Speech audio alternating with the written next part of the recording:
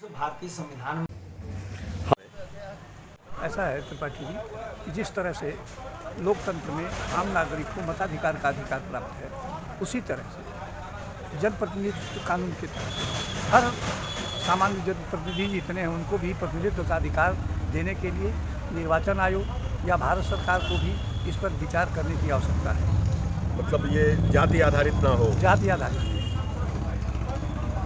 ना हो तो ये लगातार जो क्षेत्र विधानसभा या लोकसभा लगातार अनुसूचित जाति के लिए आरक्षित होते चले आ रहे हैं, उसमें तो प्रतिभाओं का हनन हो रहा है, उनको अवसर नहीं मिल पा रहा है। इसके लिए भारत सरकार निर्वाचन आयोग को निश्चित रूप से विचार कर रहा है। कि हमारे देश का संविधान 18 वर्ष से ऊपर के हर शख्स को मतदान का अधिकार देता है। इसी संविधान और चुनाव आयोग ने व्यवस्था कर रखी है कि देश की तमाम सीटें, हमारी खजनी सहित तमाम सीटें एक वर्ग विशेष के लिए सुरक्षित कर दी जाती हैं।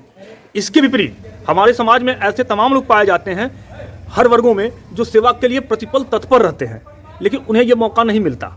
आज जातियों का भ्रम टूट रहा है, लेकिन कहीं ना कहीं से संविधान और चुनाव आयोग जातियों की व्यवस्था को दृढ़ता करने से लगी हुई है।